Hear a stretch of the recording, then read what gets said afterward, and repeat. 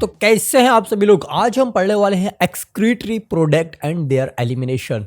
सो भाई कानों में ईयरफोन लगा लो और बैठ जाओ अच्छे से, ठीक है। Animals accumulate ammonia, okay. Animals accumulate जमा करते हैं कुछ समय के लिए, ठीक है, कुछ समय के लिए इकट्ठा करते हैं किसको, अमोनिया को, यूरिया को, यूरिक एसिड, कार्बन डाइऑक्साइड और वाटर आयंस लाइक जैसे कि सोडियम हो गया, पोटेशियम, कैल्शियम, क्लोरीन, फॉस्फेट और सल्फेट, ठीक है। ये क्या करते हैं, वो एक्यूमुलेट करते हैं कुछ टाइम पीरियड के लिए, एदर बाय मेटाबॉलिक एक्टिविटीज और by other means like excess injection, और जो उन्होंने अंदर ले रखा है, ठीक है, खा रखा है। These substance have to be removed. ये जो जितने भी सब्सटेंस है ना, इनको रिमूव कर सकते हैं हम टोटली और पार्शली। इनको हमें क्या करना है, बिल्कुल भाई रिमूव करना, हमारे अंदर बिल्कुल रहना नहीं चाहिए। In this chapter you will learn the mechanism of elimination of these substance। मतलब जो ये substances है ना, इनको हम किस तरीके से eliminate करते हैं, ये चीज़ हम देखेंगे इस चैप्टर के अंदर विथ स्पेशल एम्फेसिस। और इनका इंपॉर्टेंस क्या है, कॉमन नाइट्रोजनस वेस्ट, जैसे कि नाइट्रोजनस वेस्ट कॉमनली होती है। Ammonia, urea and uric acid are the major forms. Ammonia हो गई, ठीक है, यूरिया, यूरिक एसिड जो है वो मेजर फॉर्म में पाई जा रही हैं from nitrogen waste excreted by the animal. किसके द्वारा, एनिमल्स के द्वारा हम एक्सक्रीट कर देते हैं नाइट्रोजनस वेस्ट को, बाहर निकाल देते हैं। Ammonia is the most toxic. Ammonia जो है ना वो ज़्यादा जहरीली है।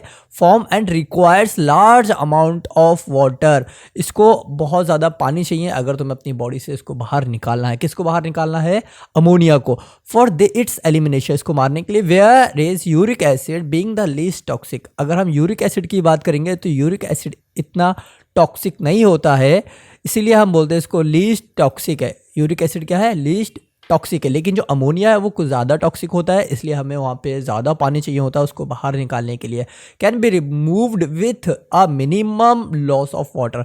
तो हम भाई जो यूरिक एसिड है इसको हम रिमूव कर सकते हैं, निकाल सकते हैं कम पानी से, ठीक है। ऐसा नहीं कि इसमें बहुत ज़्यादा पानी चाहिए होगा तुम्हारे को। The process of excreting ammonia is ammonotelism. देखो जो प्रोसेस हो रही है ना, एक्सक्रीटरी अमोनिया बनने की जो प्रोसेस हो रही है उसको हम बोलते हैं ammonotelism. Ammonotelism many bony fishes, ठीक है, बहुत सारी ऐसी फिशेज जिनके अंदर हड्डियाँ पाई जाती हैं, या एक्वाटिक हो गई, एम्फीबियंस एंड एक्वाटिक इंसेक्ट्स हो गए, आर अमोनोटेलिक। टेलिक्स मतलब वो क्या रिलीज़ करेंगे, अमोनिया को रिलीज़ करेंगे। वो इंसेक्ट, वो मछलियाँ अमोनिया को रिलीज़ करेंगी और उनको बहुत ज़्यादा पानी की नीड होगी, ज़रूरत होगी। In nature ammonia as it is readily soluble. Ammonia क्या है, वो सॉल्युबल होती है। इज़ जनरली एक्सक्रीटेड, और जनरली एक्सक्रीटेड की जाती है by the diffusion across body surface. किसके द्वारा, बॉडी सरफेस के द्वारा हम इसको डिफ्यूज करा देते हैं, एक जगह से दूसरी जगह पहुंचा देते हैं, मतलब निकाल देते हैं। थ्रू गिल सरफेस, हम गिल्स के सरफेस से भी ऐसा कर सकते हैं। इन फिशेस, फिश के अंदर ऐसा होता है। एज अमोनिया आयंस के बतौर। किडनी डू नॉट प्ले, अब यहाँ देख लो, kidneys do not play any significant role in its removal. Kidney भाई कोई भी काम नहीं करती है अमोनिया को बाहर निकालने में। Terrestrial adaptation necessitated the production of lesser toxic. देखो यहाँ पे क्या हो रहा है, जो टेरेस्ट्रियल पर आ गए, अडॉप्ट कर चुके हैं उस चीज़ को, तो उनके अंदर क्या होता है, lesser toxic of nitrogenous waste like जैसे कि यूरिया हो गया और यूरिक एसिड हो गया, for conservation of water. Conservation of water, हम क्या करते हैं, इसको कंजर्व कर देते हैं, बदल देते हैं, किसमें, पानी में बदल देते हैं। Mammals, many terrestrial, amphibians and marine fishes. तो कोई यहाँ पे क्या बोल रहा है, जैसे कि मैमल्स हो गए और एम्फीबियंस हो गए और मैरीन फिशेस हो गई, मैनली एक्सक्रीट करती हैं, बाहर निकालती हैं यूरिया को, ठीक है। एंड आर कॉल्ड यूरियोटेलिक, उसको हम क्या बोलते हैं, यूरियोटेलिक। अगर अमोनिया निकल रही है, एक्सक्रीट हो रही है किसी भी लिविंग ऑर्गेनिज्म से, तो उसे हम बोलते हैं अमोनोटेलिक।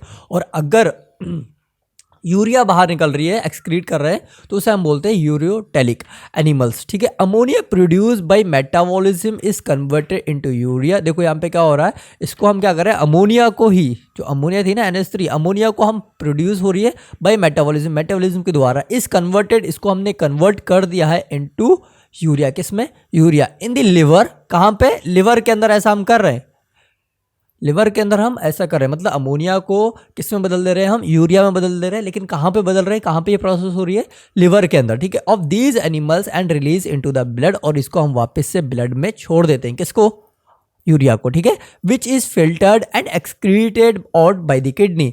बाद में क्या होता है, मतलब ब्लड जब जाता है ना किडनी की तरफ, तो वहाँ पे क्या करता है, उसको वो फिल्टर करेगा और भाई एक्सक्रीटरी प्रोडक्ट को बाहर की तरफ निकाल देगा। Some amount of urea may be retain, कुछ अमाउंट यूरिया का जो है ना वो रह जाता है, रिटेन का मतलब होता है रह जाता है, in the kidney matrix, kidney की जगह पे, ठीक है, of some of these animals to maintain a desired osmolarity. क्यों रह जाता है, क्योंकि वो ऑस्मोलेटरी को मेंटेन कर रखे, ठीक है, कहीं ऐसा ना हो कि ऑस्मो जो है ना वो सब कुछ गिर जाए और फिर दिक्कत हो जाएगी, तो इसलिए हम थोड़ा यूरिया जो है ना वो बचा के रखते हैं, जिससे कि ऑस्मोलेटरी का बैलेंस बना रहे। रेप्टाइल्स, बर्ड्स, लैंड स्नेल्स, अगर हम रेप्टाइल्स, बर्ड और स्नेल्स की बात करें, and insect excrete nitrogenous waste, ये क्या क्या वेस्ट निकाल रहा है, nitrogenous waste as uric acid.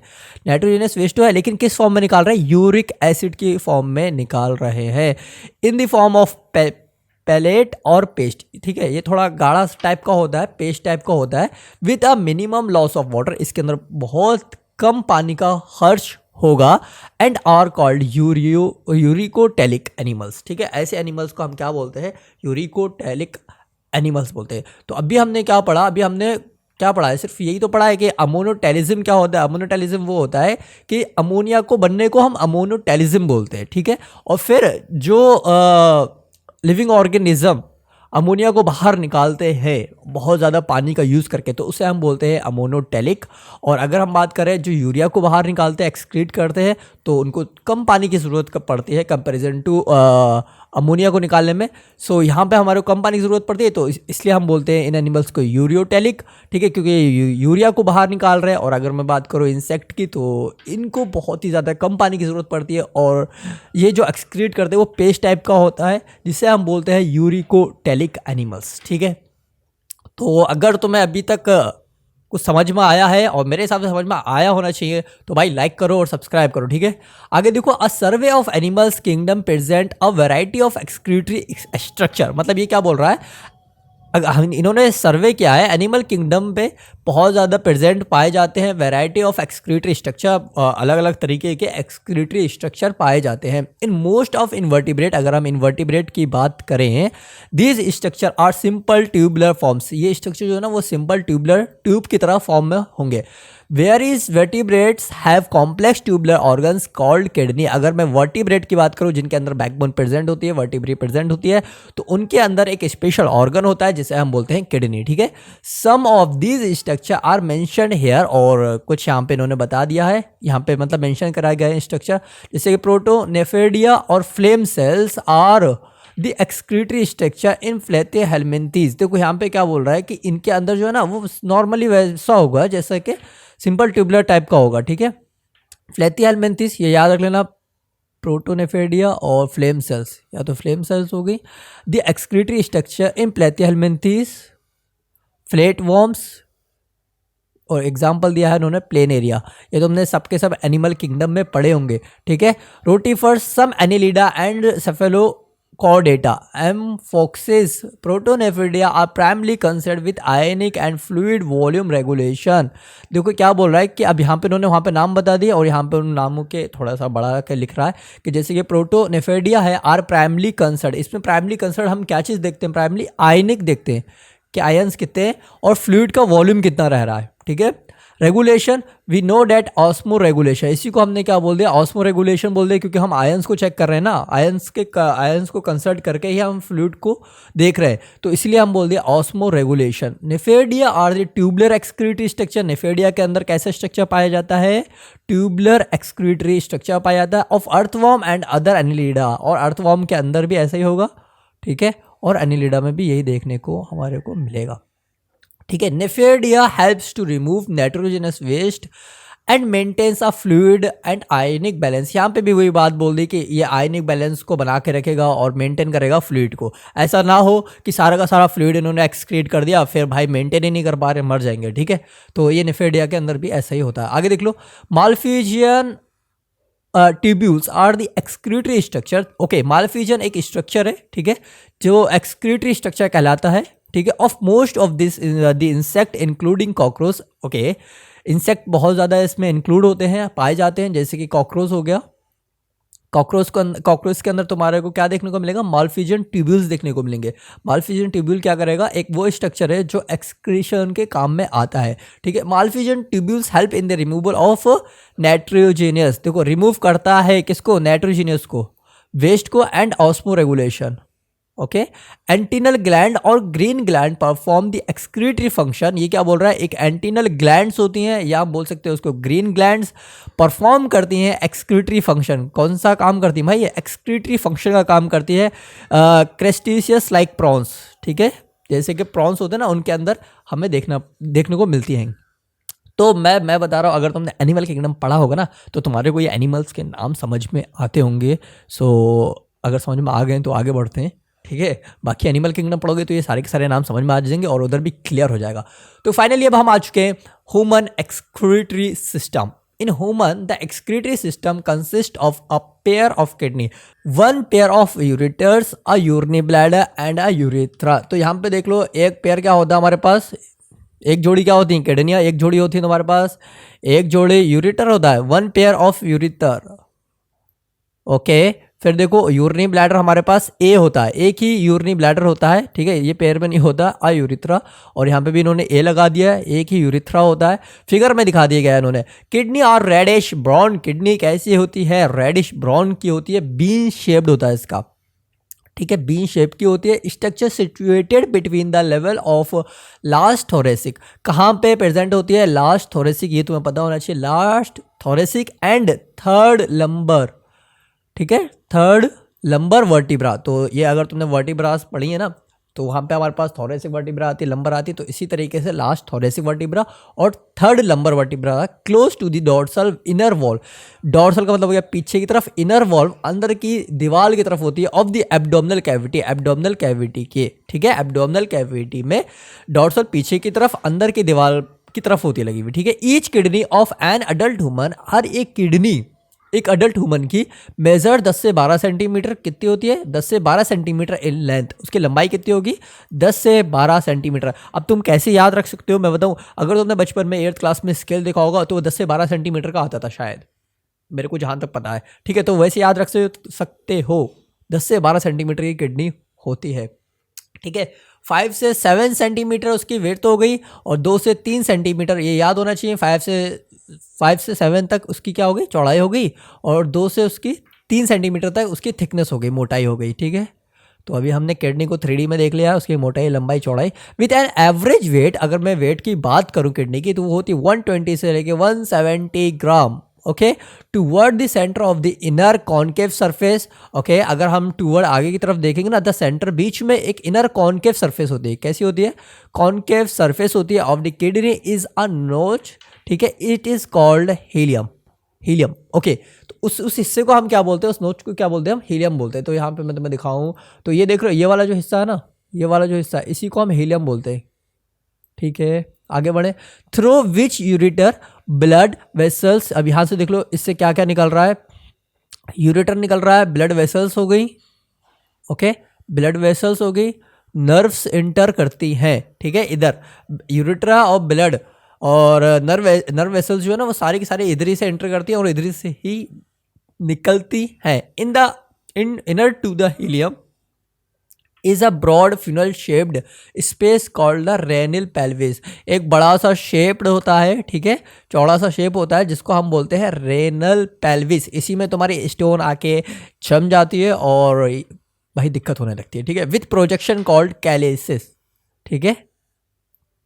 The outer layer of kidney is a tough capsule. Okay, inside the kidney there are two zones. Okay, अगर हम किडनी के अंदर की तरफ से देखें ना, तो हमारे को 2 जोन्स दिखाई देते हैं, एन आउटर कॉर्टेक्स, एक होता है बाहर की तरफ जिसे हम बोलते हैं कॉर्टेक्स, एंड इनर, अगर मैं अंदर की तरफ बात करूं तो उसे हम बोलते हैं medulla. Okay, the medulla is divided into a few conical masses, medulla को हमने कोनिकल मासेस के अकॉर्डिंग उसको डिवाइड कर दिया है। मेडुलरी प्राइमेट्स, जैसे कि उसके अंदर हमारे को प्राइमेट्स देखने को मिलते हैं, ठीक है। प्रोजेक्टिंग इनटू द कैलिसिस, साइन आ गया कैलिक्स इसका, मतलब सिंगल अगर हम बोलेंगे तो कैलिक्स हो जाएगा। The cortex extend in between them, यहाँ पे अगर तुम स्ट्रक्चर देखते होगे तो यहाँ पे जो दिख रहा ना ये वाला जो हिस्सा है ये प्राइमेट्स है, ठीक है। ये प्राइमेट्स से ऊपर वाला कॉर्टेक्स है और ये बीच वाला जो हिस्सा है जिसके अंदर प्राइमेट्स आ रहे हैं ये इन्होंने बोल दिया है मेडुला। ओके, सो अभी आगे चलते हैं। Medullary pyramids as renal columns called columns of बर्टीनी।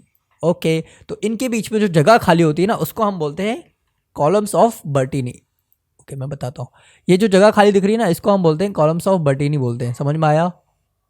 Columns of बर्टीनी बोलते हैं इसको, तो हम प्राइमेट्स बोलते हैं, ठीक है। आगे चलें। Each kidney has nearly 1 million, हर एक किडनी में कितने कितने million complex tubular structure nephrons के 1 मिलियन। हर एक किडनी में 1 मिलियन होगा, तो 2 किडनी तुम्हारे पास 2 मिलियन नेफ्रॉन्स है, समझ रहे हो? 2 मिलियन नेफ्रॉन्स लेके घूम रहे हो तुम। Which are the functional unit, जो कि एक फंक्शनल यूनिट है किसकी? किडनी की, ठीक है। ईच नेफ्रॉन हैज़ 2 पार्ट, हर एक नेफ्रॉन के 2 पार्ट हैं, the glomerulus and the renal tubules. तो 2 पार्ट कौन कौन से? एक है ग्लोमेरुलस और दूसरा है रेनल ट्यूब्यूल, ठीक है। Glomerulus is a tuft of capillaries, glomerulus जो है ना वो कैपिलरीज से मतलब घिरा हुआ होता है, formed by the efferent arteriole, जिसमें हमारे पास एफरेंट आर्ट्रियोल देखने को मिलती है, a fine branch of renal artery, और हमारे को रेनल आर्टरी भी देखने को मिलती है, ठीक है। Renal artery, blood from the glomerulus is carried away by an efferent arteriole. तो यहाँ पे 2 तरीके की इन्होंने आर्ट्रियोल बताई हैं, एक होती है एफरेंट आर्ट्रियोल और एक होती है एफरेंट आर्ट्रियोल। एफरेंट आर्ट्रियोल वो होती है जो किडनी की तरफ को जाएगी, अंदर को लेके जाएगी, ठीक है, ब्लड को, और एफरेंट क्या होगी? जो बाहर निकाल देगी ब्लड को, ठीक है, दूर जाएगी। तो ये बोल रहा है कि ये blood from the glomerulus is carried away, ये बाहर की तरफ जाएगी, जिससे हम बोलते हैं एफरेंट। और एफरेंट जो है वो अंदर की तरफ, एफरेंट जो है वो बाहर की तरफ जाएगी, ठीक है। The renal tubule begins with a double walled cup like structure called Bowman capsule, ठीक है। रीनल ट्यूब्यूल जो है ना वो स्टार्ट होता है, ठीक है, डबल वॉल, 2 वॉल होती हैं और उसका जो स्ट्रक्चर है वो कप जैसा है, उसका नाम रखा गया है Bowman capsule. Which enclose the glomerulus, glomerulus along with Bowman capsule is called malpighian body. तो ये क्वेश्चन आ जाता है कि माल्फिजियन बॉडी हम किसे बोलते हैं? तो ग्लोमेरुलस और बूमन कैप्सूल को अगर हम ऐड कर दें या मिला दें, ठीक है, तो उसको हम बोलते हैं माल्फिजियन बॉडी, या हम बोल सकते हैं रीनल कार्पोसल, ठीक है। The tubule continues further to form a highly coiled network. इसे अब देखो यहाँ पे क्या कर रहा, जो ट्यूब्यूल्स थी ना वो कंटिन्यूसली क्या करेंगी? फर्दर्स आगे की तरफ फॉर्म बनाएंगी, हाईली बहुत ही ज़्यादा क्वाइल्ड नेटवर्क बनाएंगी, ठीक है, जिससे हम बोल रहे हैं प्रॉक्सिमल कन्वोल्यूटेड ट्यूब्यूल। अगर तुमने अभी तक स्ट्रक्चर नहीं देखे तो पहले आप ऊपर वाला स्ट्रक्चर देख लेते हैं। अब यहाँ पे स्ट्रक्चर में देखो क्या है, ये तुम्हारे पास एक किडनी का एक एक्सक्रीटरी सिस्टम का यहाँ पे इन्होंने स्ट्रक्चर दे रखा है। तो यहाँ पे देख लो, यहाँ पे इन्होंने दिखा दिया है किडनी के ऊपर क्या लगी है? Adrenal gland. तो दो किडनी है तो तुम्हारे पास 2 एड्रेनल ग्लैंड प्रेजेंट होती है, ठीक है। अब यहाँ पे देख लो रीनल आर्टरी हो गई। रीनल आर्टरी का काम क्या है? ब्लड लेके आती है, ऑक्सीजनेटेड ब्लड लेके आई। जैसे हार्ट ने पंप किया, ओके, जैसे ही हार्ट ने पंप किया तो ये भाई साहब सीधे सीधे रीनल आर्टरी से किडनी में जाता है। फिर यहाँ पे क्या है, ये यहाँ से जो ब्लड है उसको प्यूरिफाई करेगी, फिल्टर करेगी और रीनल वेन के द्वारा ना वापस भेज देगी। ओके, ये हमारे पास किडनी आ गई, ये हमारे पास डॉर्सल अरोटा आ गया और ये यूरेटर हो गए, जो कि 2 होते हैं, एक पाइप ये आ रहा है, एक ये पाइप आ रहा है, 2 यूरेटर हो गए। यूरिन ब्लैडर एक हो गया हमारे पास, यूरिथ्रा भी हमारे पास एक ही है। ओके, अब यहाँ पे देख लो किडनी के 2 रीजन देखे गए थे अंदर से, एक कॉर्टेक्स वाला था और एक मेडुला था, ठीक है, 2 रीजन थे, कॉर्टेक्स और मेडुला, और इसको हमने बोल दिया था पेल्विस। वो तो इन्फीरियर वेना कावा हो गई। और बाकी तो मैं अगर और अच्छे से देख रहे हो तो यहाँ पे तुम्हारे को प्राइमेट्स भी दिखेंगे और कॉलम्स ऑफ बर्टीनिया भी दिखेंगे, ठीक है। आगे चलते हैं नेक्स्ट स्ट्रक्चर पे। तो नेक्स्ट स्ट्रक्चर जो है वो हमारा ये है। तो यहाँ पे देख लो मेडुलरी प्राइमेट्स लिखे हुए। तो ये मेडुलरी प्राइमेट्स होते हैं, शायद 11 से 12 पाए जाते हैं, लेकिन यहाँ पे कितने 1 2 3 4 5 6 7 है यहाँ पे, ठीक है। कैलिक्स हो गए, वैसे यहाँ पे 7 है तो 7 ही याद रखना तुम, क्योंकि एनसीईआरटी में 7 दिए हुए हैं। तो अगर ऑप्शन आ जाए कि 7 है तो भाई 7 टिक करके पहले आना तुम्हारे को। फिर देखो यहाँ पे कैलिक्स देखने को मिल रहा है तुम्हारे को। ओके, रीनल आर्टरी हो गई, renal vein, renal pelvis, okay ये पेल्विस वाला रीजन है जहाँ पे तुम्हारी स्टोन मतलब बनती है या इकट्ठी हो जाती है यहाँ पे। फिर ये तुम्हारा यूरेटर आ गया, ये कॉर्टेक्स वाला रीजन आ गया, ये रीनल कैप्सूल आ गया। ऊपर एक परत लगी हुई होती है, जिस तरीके से लिवर पे कैप्सूल की एक परत लगी हुई होती है, जिसे हम क्या बोलते हैं, गिल्सन कैप्सूल बोलते हैं ना, इसी तरीके से इस पर भी एक परत होती है, ठीक है, इसे हम बोलते हैं रीनल कैप्सूल। और ये हो गए रीनल कॉलम्स। ओके आगे चले, आगे देख लो प्रॉक्सिमल कन्वोल्यूटेड ट्यूब्यूल्स तक पढ़ लिया था ना हमने। अब ये वाला स्ट्रक्चर देखते हैं एफरेंट आर्ट्रियोल। एफरेंट आर्ट्रियोल मैंने बताया था कि ये अंदर की तरफ जाएगी, तो भाई ये अंदर की तरफ जा रही है और ब्लड अब भी ऐसे करके जाएगा। ओके ठीक है, ब्लड ऐसे करके गया। अब ये जो मतलब नेटवर्क है ना यहाँ पे आर्टरीज का, कैपिलरीज का, तो इसको हमने बोल दिया एक गुच्छे को ग्लोमेरुलस। क्या बोल दिया, ग्लोमेरुलस। और ये जो तो हमारे को येलो कलर का दिखाई दिया है एंगल टाइप का, तो इसको हमने बोल दिया बोमन कैप्सूल। क्या बोल दिया हमने इसको, बोमन कैप्सूल। तो ग्लोमेरुलस और बोमन कैप्सूल को अगर हम मिला देते हैं तो बनती है माल्फिजियन ट्यूब्यूल्स, ठीक है। फिर इसके बाद क्या हो रहा है, ये देखो ये ऐसे घूमते हुए यहाँ पे आगे ये हो गया descending limb of loop of हेले। तो नीचे की तरफ जा रहे हैं तो ये डिसेंडिंग हो गई, ठीक है। और अगर हम ऊपर की तरफ जा रहे हैं तो ये हो गई ascending, ascending limb of loop of Henle. Okay, और ये हो गई तुम्हारे पास, ये तो वसा रेक्टा हो गई क्योंकि इसके अंदर ब्लड जा रहा है। ओके, और ये देखो ये यहाँ से अंदर लेके आ रही थी और ये ब्लड को दूर लेके जा रही है, तो इसलिए हम बोलते हैं इसको एफिरेंट आर्ट्रियोल। क्या बोलते हैं हम इसको, एफिरेंट आर्ट्रियोल। फिर हमारे को क्या देखने को मिलता है, फिर हमारे को देखने को मिलता है प्रॉक्सिमल कन्वोल्यूटेड ट्यूब्यूल, ठीक है। फिर हमारे को लास्ट वाला पार्ट देखने को मिलता है जिसे हम बोलते हैं डिस्टल कन्वोल्यूटेड ट्यूब्यूल्स। और अभी हमारे पास एक और डक्ट बची है जिसमें सारे के सारे मतलब ये नेफ्रॉन्स जो है ना वो आके जोड़ते हैं, उसे हम बोलते हैं कलेक्टिव डक्ट। इसी तरीके से अगर मैं इसको यहाँ से कॉपी करके इधर लगा दूँ तो इधर से वापस से ऐसे करके यहाँ पे आएगा तुम्हारा फिल्टर होने के बाद, ठीक है। तो यहाँ पे ये कलेक्ट कर लेगी, ये डक्ट जाके वहाँ पे छोड़ देगी, किडनी के जो हिस्सा होता है ना कैलिक्स वाला, वहाँ पे जाके छोड़ देती है। ओके, सो तुम्हारे को ये वाला स्ट्रक्चर समझ में आ गया तो लाइक करो भाई, लाइक मेरे को लाइक चाहिए। आगे देखें, अ हैप्रिन शेप्ड, ओके अभी मैं हाईलाइट ले लेता हूँ। अ हैप्रिन शेप्ड हेले लूप, ओके हेले लूप कैसा है, एक हैप्रिन शेप्ड का है, is the next part of the tubule. Okay ये नेक्स्ट पार्ट है which has a descending, okay यहाँ पे डिसेंडिंग हमने देख लिया, and N ascending limb. Okay मैंने एक डिसेंडिंग भी दिखाया तुम्हारे को और एक असेंडिंग लिम्ब भी दिखाया। The ascending limb continues as another highly coiled tubular region called distal convoluted tubule. Okay ये भी हमने देख लिया है कि एक हाईली क्वाइल्ड होता है जिसे हम बोलते हैं डिस्टल कन्वोल्यूटेड ट्यूब्यूल। तो ये याद रखना कि हाईली क्वाइल्ड कौन सा होता है, तो यहाँ पे हम हाईलाइट कर देते हैं हाईली क्वाइल्ड। ओके तो वो होता है हमारे पास डिस्टल कन्वोल्यूटेड ट्यूब्यूल, या हम बोल सकते हैं उसे DCT। Okay, the DCT of many nephrons opens into a straight tube called collecting duct. मैंने क्या बोला था कि बहुत सारे नेफ्रॉन्स जो है ना वो ओपन होते हैं किस में जाके, कलेक्टिंग डक्ट में जाके। Many of which converge and open into the renal pelvis, और कहाँ पे जाके ओपन होते हैं, रेनल पेल्विस में ओपन होते हैं through medullary primates in the calyx, ठीक है। किस और कहाँ पे जाएंगे, मेडुलरी प्राइमेट्स में जाते हुए कैलिसिस में चले जाएंगे, ठीक है। The malpighian corpuscle PCT and DCT of the nephron are situated in the cortical region. तो यहाँ पे देखो क्या बोल रहा है, एक कॉर्टिकल रीजन होता है of the kidney where the loop of Henle dip into the medulla. देखो ये बात याद रखना, ये बहुत ज़्यादा इंपॉर्टेंट बात है, ठीक है, डिप इनटू द मेडुला। तो यहाँ पे इन्होंने क्या बताया कि जो PCT है तुम्हारे पास और DCT है, मतलब प्रॉक्सिमल कन्वोल्यूटेड ट्यूब्यूल है और डिस्टल कन्वोल्यूटेड ट्यूब्यूल है नेफ्रॉन की, ठीक है। तो ये कॉर्टिकल रीजन में होंगे, नॉर्मली कहाँ पे होते हैं, कॉर्टिकल रीजन में होते हैं।